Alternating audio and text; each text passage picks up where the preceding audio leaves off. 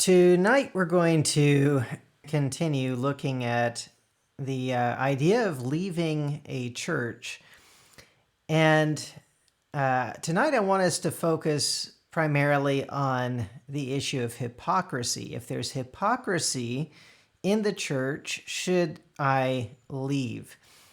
In this image that you see here, there on the bottom right, there's this clay mask, or this, I suppose this is what they use to make the masks, but this is from the Greek theater where they would put on the plays.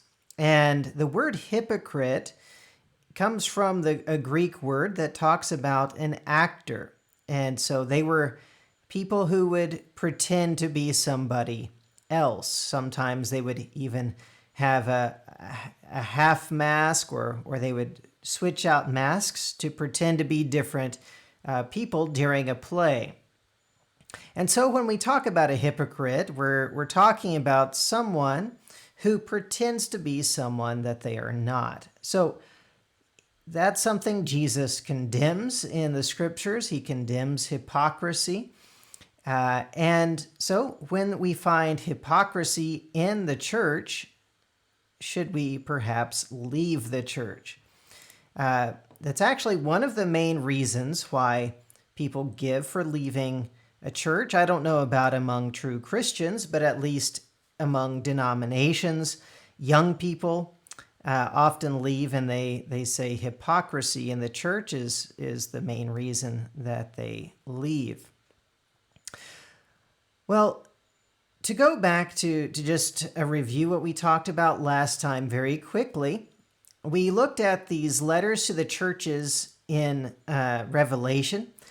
So the churches in Asia that Jesus wrote letters to, and we didn't look at all of them, but we looked at 3 of them. And in the church at Pergamos, they had false teachers. They were teaching things Jesus hated. He said, I have a problem with the church, or have something against the church because of that. They should not have allowed people to teach those things. But Jesus never indicated that the faithful among them should leave. In Thyatira, they had a false prophetess that he calls Jezebel, who taught the Christians to commit fornication. I mean, clearly that is just horrible. And they tolerated her. They were supposed to withdraw from her and get her out, and they never did that. And Jesus said he would punish her and those who followed her, but he also specifically told the rest that did not follow that teaching, who are being faithful, that he laid no further burden on them. He didn't say anything about them needing to leave the church simply because the church as a whole refused to do the right thing in disciplining this woman. The church in Sardis, Jesus said, was a dead church. He says, you have a name that you are alive, but you are dead. But he says, even in this dead church, they were still faithful Christians. And they didn't have to leave a dead church to be faithful. So what we looked at last time, the conclusion basically was, if you can continue being faithful while staying with the congregation where you are, you should probably stay. All right, so I do want to say that I don't know all the answers, and I don't want to be judgmental towards people who leave for various reasons, but I do think Jesus is going to judge us, and we need to make sure that we are looking at ourselves and our motives if we ever decide to leave a congregation. So when we talk about reasons why people leave, I'm going to give some opinion, although I think mostly what I'm doing is pointing to the scriptures and the reasoning from the scriptures. But if I give an opinion, I can be wrong. I'm not the judge, so just remember that. I'm sure everybody knows that very well. But Jesus is going to judge based on our reasoning. But one of the reasons that we're going to talk about tonight for Christians to leave a church is that they say, well, the Christians in this church are hypocrites. Sometimes people are a little bit shocked when they find out that their fellow Christians are sinners, and they have a lot of changing they need to do. So that's often part of what they mean by the Christians here are hypocrites. And they see, oh, they have a lot of growing to do. They have a lot of sins in their life that they need to get rid of. And unfortunately, our job is actually to help our fellow brethren change and grow, but a lot of people would rather leave than do that. And for some reason, they think if they go to a different church, it's not going to have hypocrites, which is not true. Every church has hypocrites. We read about them in the New Testament. In Jerusalem, they had Ananias and Sapphira, who pretended to be generous, and yet they were actually greedy and lying. They had false brethren. We'll take a look at that in just a minute. But in Galatians 2, Paul talked about false brethren that they had in the church at Jerusalem, who refused to accept Gentiles as brethren. They wanted them to become Jews, to be circumcised and keep the law of Moses, to be saved. The church at Antioch had Peter and Barnabas, who we'll also look at here in just a second. And for a time, at least, they were hypocrites, even though we don't normally think of them as hypocrites, but even they were at a time. In Galatians chapter 2 and verses 1 through 5, Paul says, "Then after 14 years I went up again to Jerusalem with Barnabas, and also took Titus with me. And I went up by revelation, and I communicated to them that gospel which I preach among the Gentiles, but privately to those who were of reputation, lest by any means I might run or had run in vain. Yet not even Titus, who was with me, being a Greek, was compelled to be circumcised.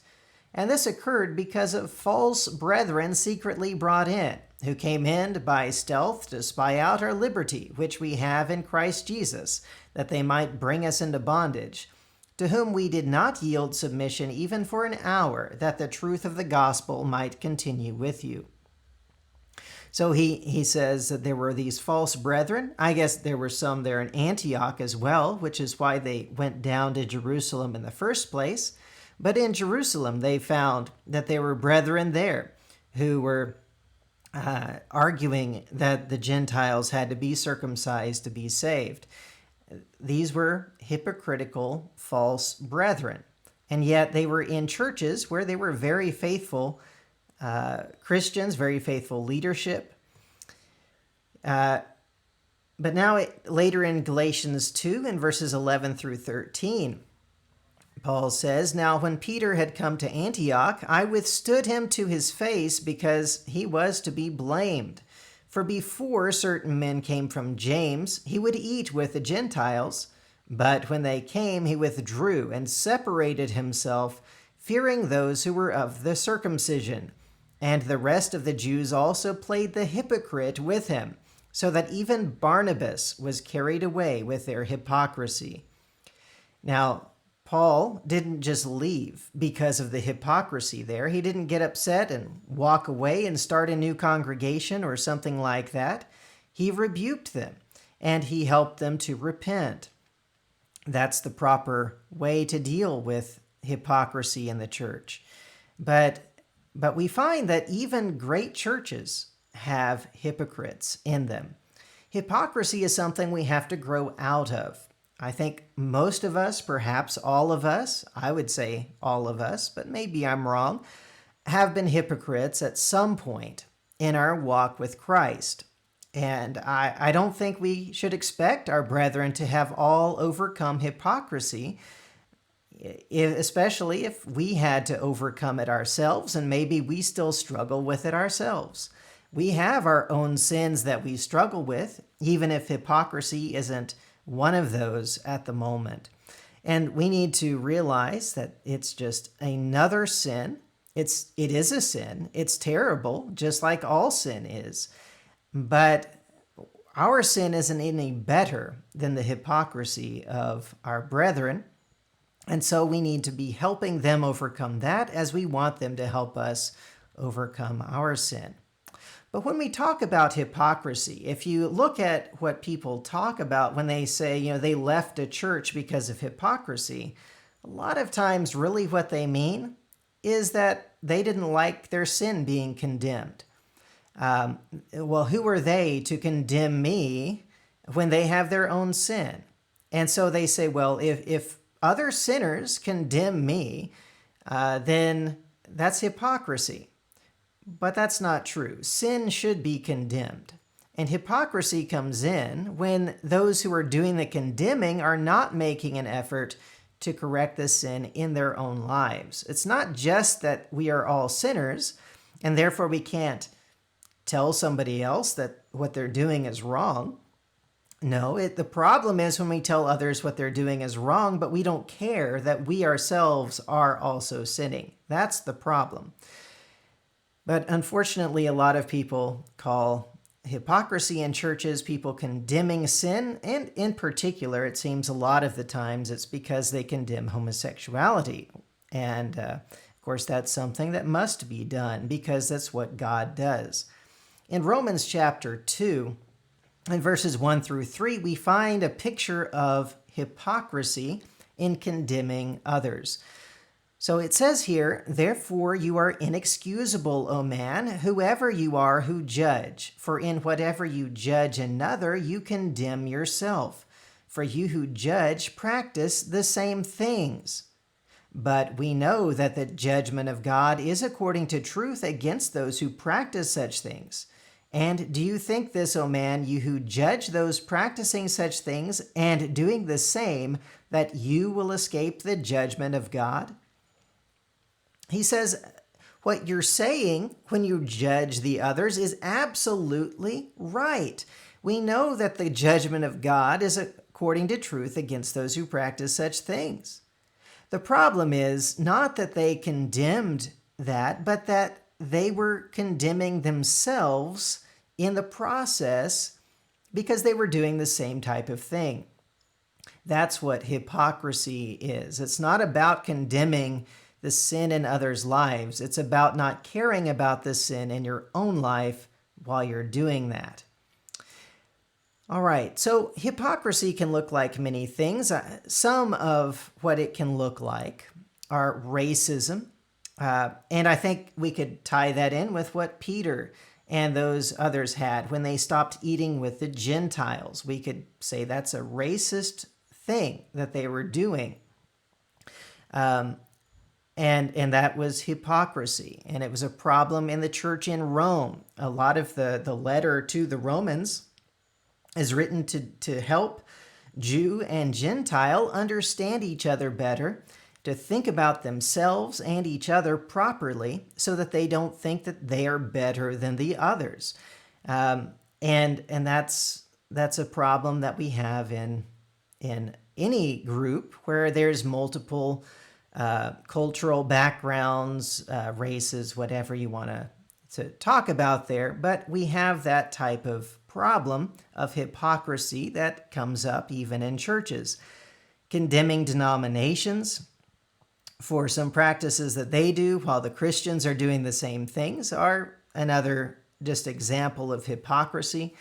I know a man who was frustrated that he was saying that, well, in denominations their songs are meaningless. They just sing the same words over and over again. And I said, well, that's what we do in tent meetings, right? That's what they call choruses. It's the same thing. He said, well, it's okay when we do it. And I think he realized that what he was saying was not fair. So he was kind of making a joke when he said it's okay when we do it. But that's an idea that sometimes we have. We don't look at what we do as the same thing that somebody else is doing. If we don't like them for some reason, then anything they do we can find a problem with. And if that's a problem for them, it's a problem for us. Maybe we have to look at why do we do that? Is that something appropriate? And just make sure that we are doing the right thing. And we can certainly end up being hypocritical when we judge our fellow Christians for things that are only opinion. And, that's what do not judge is generally talking about in the scriptures. Don't use your opinions to judge others. You are not the judge. You are simply a fellow servant of Christ. And so we need to be very careful with that type of hypocrisy. In Romans chapter 2, in verses 23 through 29, this is the same chapter where we just read about those that were judging others while they did the same things. And he's talking primarily to Jews here who were condemning the Gentiles for their sins, and yet were also doing the same things themselves. He says, "You who make your boast in the law, do you dishonor God through breaking the law? For the name of God is blasphemed among the Gentiles because of you, as it is written." And so he says in those verses that your hypocrisy does lead to problems. The name of God is blasphemed because of your hypocrisy. And so we can't just say, well, hypocrisy is not a big deal. It absolutely is a big deal.